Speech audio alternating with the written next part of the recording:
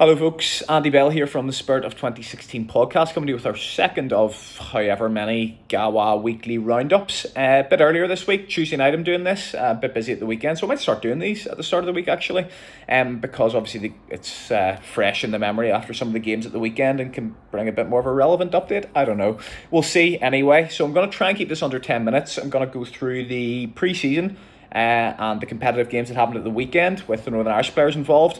Going to go on to talk about some transfers, and then we'll finish up with one or two stories that are relevant to the Northern Ireland national team at the moment. So without further ado, we'll get stuck into pre-season. So it's at the point now where we're 2 or 3 weeks into July. Everyone's kind of playing, everyone's kind of getting a game. So I'm not going to kind of go through a dispassionate list of every Northern Irish footballer who got 45 minutes here or 60 there. You know, it doesn't really tell us that much about, players and whether they're going to be in the first team next season. So I'll just cover the main bits. So in terms of goals, Dion Charles is now 2-2. Scored in a behind closed doors friendly against Blackpool at the weekend. Paddy McNair also scored in his second game of pre-season, I think it is. They're still at the point where they're playing kind of regional sides in the 7th or 8th division, so can't read too much into it. But interesting to know that Paddy McNair is playing in the midfield this pre-season, so whether that has a knock-on effect on what happens come the start of the championship season, who knows. The only other one, actually not a pre-season goal, but Jake Dunwoody, who Northern Ireland fans might know, having been part of the Northern Ireland under-21 setup for a while, still only 22, playing out in Finland in the top league there at the moment with HIFK Helsinki. Scored his first goal last night against the third place team in that league. So his contract runs up in December. And that's actually the end of the Finnish league season, so he'll get the end of that year, and that leaves him 3 points outside of Europe. So seems to have done very well there, and from what I can see, he's getting a lot of man of the match performances. So that bodes well for him potentially getting a move after that. So well done to him as well. In terms of other things that happened this weekend, Jordan Thompson captained the Stoke side.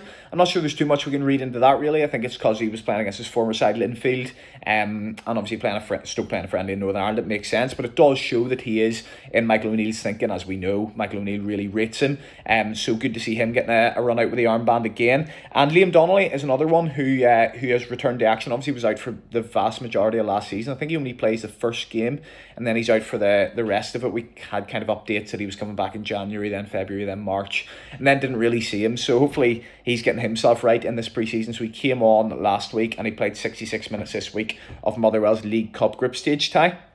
The other ones that I found relevant were some of the young players. So I just watched Conor Bradley there play for Liverpool. Seemingly in the stronger of the two sides, Liverpool played 2 half-hour friendlies there, one against Wacker Innsbruck and one against Stuttgart. So Conor Bradley played against Stuttgart with kind of the main players. Drew 1-1, seemed to do very well.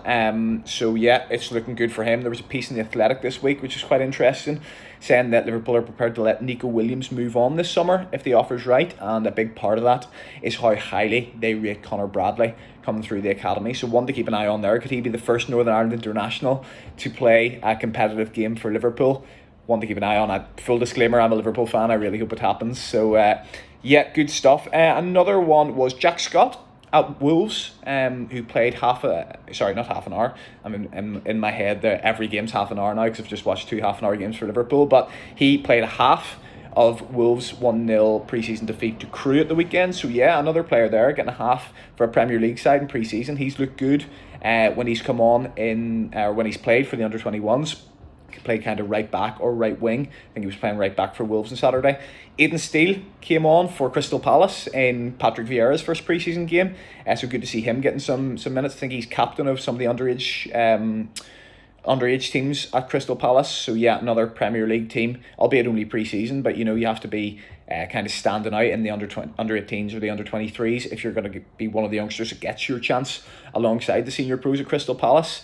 Aaron Donnelly at Nottingham Forest got 15 minutes, and then there are 3 players that we have at Fleetwood who played at the weekend. Dylan Boyle, Chris Con-Clark and Barry Bagley, who got himself an assist in a friendly against Rochdale. So loads of Northern Irish young players getting minutes for decent first teams in this pre-season. So yeah, definitely one to keep an eye on there, and let's hope they progress like we all hope. The future looks bright.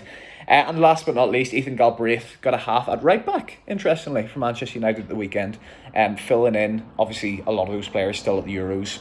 I mentioned on last week's roundup that Ole Gunnar Solskjaer wants to keep some of the Manchester United youngsters around until the start of August, when some of the players from the Euros and the Copa America come back. And then he's going to let them go out on loan, which is what we expect to happen with Ethan Galbraith. And that's actually a nice wee segue into the transfer rumours part of it, because there's a rumour in the last couple of days coming from the Sunderland Echo that obviously I mentioned last week in the roundup that Galbraith was being scouted by Sunderland, a potential move there. But the Sunderland Echo were reporting this week that they expect to face stiff competition from championship clubs to loan out Ethan Galbraith, which is very interesting. It's not very often. Even some of the best players that have come through the Manchester United Academy in the last year or so, I think Dylan Levitt and James Garner, I think it is. As I say, I'm not a Manchester United fan, so apologies if I've got that wrong, but they went down to League One for their first loan move. So interesting to see that Galbraith's been touted, and championship clubs obviously see him as good enough. There's an argument to be had there. Is Galbraith better playing for a League One team which have a lot of the ball, dominate possession? We know Galbraith's going to thrive in that environment, compared to, for example, the Championship, where he may get eaten up a little bit. Loads of groks playing in that league. But we'll see. It's good that he's good enough to play at that level. Other rumours, Bailey Peacock-Farrell, we mentioned last week, was looking for a loan. Burnley were happy to sanction a loan for him.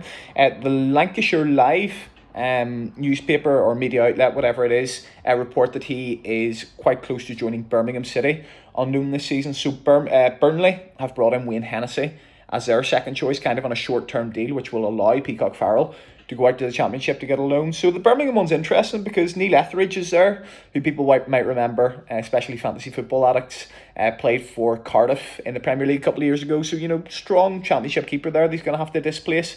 Although Etheridge has had COVID, he's apparently still recovering from that. So I don't know unless Etheridge's career is taking a massive nosedive and Peacock-Farrell's going to go in there and be number one, but he has to be number one wherever he goes. I'd even prefer him to go out in League One, and get first team minutes if that's what it has to be. But yeah, fingers crossed for that one. Not really a rumour, but Gavin White is somebody who a lot of people have touted to get a move this summer. Obviously, Cardiff seem quite willing to cash in on him. Hull is the team he was at last season, did well, scores 4 goals and helps them get promotion and win the league in the end. But they have a transfer embargo now, so they can't sign any players for any fees. They can pick up players for free and they can sign players on loan.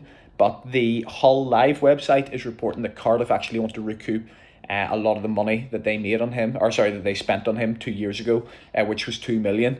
So let's see if Gavin White can get a move there. Obviously, Hull just come up from League One, so you wouldn't imagine there are a load of Championship clubs queuing up for his signature.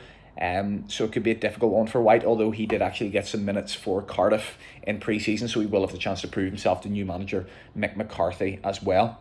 So that kind of rounds up the transfer rumours. I thought, just kind of as we did a story last week on Jamal Lewis, and I kind of look for one or two stories that aren't kind of involved in pre-season or transfers to round this off. And there hasn't really been much this week, so I thought what I'd do is I'd go through some of the European ties. I love European football, the qualifiers, seeing these mad teams you've never heard of before, and especially the Irish League clubs playing there. So I thought I'd go through the draw, which was made yesterday on Monday for the Champions League, Europa League and Conference League third qualifying rounds. So Rangers, obviously Steve Davis and Jordan Jones, they will play Malmo or Helsinki in the third round of the Champions League. So Malmo's a tough enough fixture there, given that they still have to go through another round of qualifying before they get into the Champions League. So good test for Rangers. In the Europa League, Anorthosis Famagusta of, you can tell I've been practicing that, Kyle Lafferty's current club, they play Rapid Vienna or Sparta Prague. Whoever loses that's a Champions League tie. Whoever loses that, they will play. And Ali McCann, who we mentioned last week as somebody who's, kind of the rumours have gone quiet on him getting a move. His side, St Johnstone, will play the losers of PSV or Galatasaray in the Europa League third round, which is a brilliant draw. I think that's really exciting for him. And there's actually an argument to be had. If St Johnstone make the Europa League group stages, is Ali McCann potentially better off staying there? Playing against Rangers and Celtic, 3 or 4 times a year and playing European football? Is he necessarily getting a a better experience over in the Championship or League One. I'm not sure. Good debate to be had. So interesting to hear your thoughts on that. And finally, in the Conference League, Larne, if they get through their tie against AGF Aarhus of Denmark, they'll play Pacos de Ferreira of Portugal, so good luck to them. Linfield, if they get through their tie against Borac Banja Luka, they'll play Shakhtar Sotogorsk of Belarus or Jeunesse Folidèche of Luxembourg.